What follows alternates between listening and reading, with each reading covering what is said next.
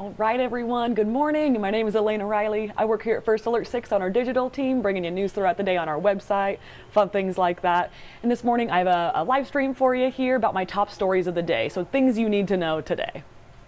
I'll take us to our website then. Let's head over there to First Alert 6. Okay, great. Our top stories for the day is right here. It's kind of a good web story for if you're wanting to catch up on things pretty quickly, kind of get a gist of what's going on today, anything important going on, things like that. Alrighty, this is our top headline of the day happening. This is Rachel Bickerstaff. She's going to be in court today to be sentenced, so let's chat about that for a minute. Alrighty, so she is a mom. She was charged in a fiery Omaha crash that killed 4 people. Is going to be sentenced today, as I said. So these people that were killed included her own children. This is a very sad story that we've been covering. In March, she pleaded no contest to 4 counts of motor vehicle homicide. And Rachel Bickerstaff, she is 33 years old, I need to add. And yeah, she's going to be in court at 9 a.m. here in a couple minutes. We're going to be in the courtroom to bring you the latest. We have a crew in there right now checking things out there. These charges stem from the crash. It was on September 27th of last year. It was at 10th and Douglas in downtown. Investigators say that Bickerstaff ran a red light going over 100 miles per hour. I think it was about 140 from the last kind of court documents that we got there. These documents also showed that her blood alcohol level came back as .216. This was nearly 3 times the legal limit from what we had there. So very, very interesting stuff here.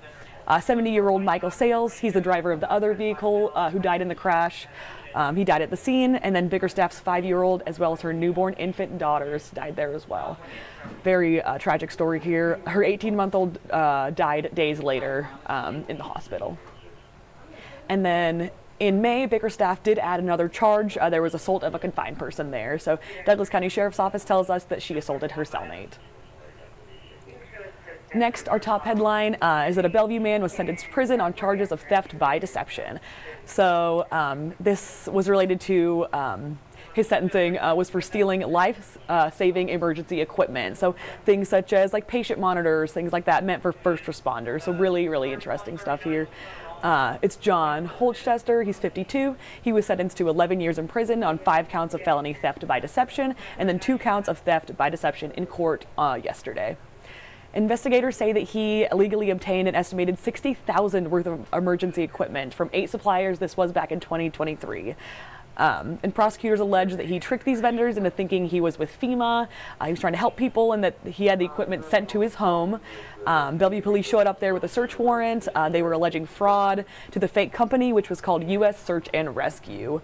So in this kind of scheme, he promised to pay them and then cut off communication is what they believe here.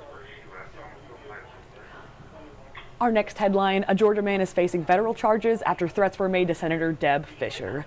So this man, he was indicted in federal court for threats made to Nebraska Senator Deb Fischer as well as Ted Cruz.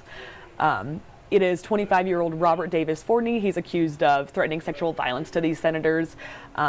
These threats were made over voicemail from what we heard, and that this happened back in January. And it's not only Ted Cruz, but also his family. These threats were made to. KSNB reports that Forney was indicted by a federal grand jury. They were seated in Georgia. This happened last week. It was actually last Tuesday. And then we have a quote here from Theodore S. Hertzberg. He's a U.S. attorney. He said, "Threatening our elected officials and their families is an act of violence that undermines our entire democracy." He said, "Political discourse and disagreements never justify resorting to vile attacks against our nation's leaders." Very important stuff there from him. The case is under investigation right now by the FBI and the U.S. Capitol Police. Our next top headline is City Council reached a decision on a special use permit for an auto shredder. This was in South Omaha. They voted to deny this permit. It's a giant auto shredder. It was at the You Pull It used auto parts store near 60th and Q, about around there. City officials say that the store was under numerous violations for constructing and operating this shredder. They didn't have any permits. That was the issue here. An Omaha attorney chatted with us. He had drone footage he claims showed the shredder turning old cars into scrap. Along with this, neighbors of the business are told the dust could cause water and air pollution. So there were some concerns about that. Very interesting. Employees did show up at City Council. They denied these allegations. They said the shredder would not cause any environmental harm and that it is not allowed. That was another issue, so that's what they said. But another employee told the council that they are an Omaha First company. They've been in Omaha for about 50 years, owning and operating here. They say they recycle durable goods, trucks, and automobiles, but still this was denied for them. Also at the meeting, the council did approve a 5-year poverty elimination action plan. It was developed by UNO's Center for Justice Research, and they had that approved last year to make the actual plan. So now here's the other step we got. Next, there's going to be a public meeting held today over the We Make Omaha Master Plan. This is our master plan for the city. It's going to approve City Council approved this for the guiding principles for our city. It's going to be like a roadmap for the next 20 years of what to do there. This was approved yesterday, of course, at their meeting, but today, really important here, residents of District 6, there's going to be a public meeting for them. It's going to be from 6:30 to 8 p.m. at the Jewish Community Center there. So really interesting things if you want to attend that.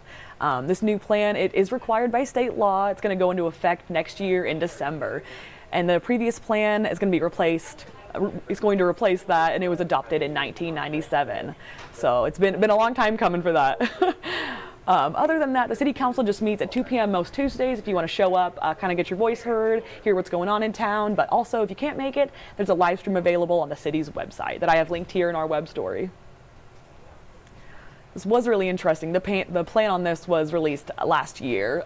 They have an interesting website with all the information as well, linked here. My last important headline for the day is that officials released a reminder for Nebraska property taxpayers. So this was from the Nebraska Department of Revenue. They say if a taxpayer does not agree with the property valuation for this year, a protest must be filed by June 30th. This is the end of the month there. Officials say that after a protest is filed in the mail to your county clerk, it'll get sent to your county's Board of Equalization. And this can be filed by mail, but also online as well. So I have that linked, of course, in this web story, everything here for you.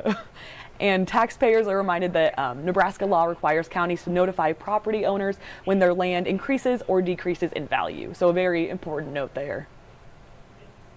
All right, other than that, that is our top headlines for the day. Stay tuned with us, everything going on online. I'll update stuff there, as well as in our newscasts, our midday at 11, and everything else going on throughout the day.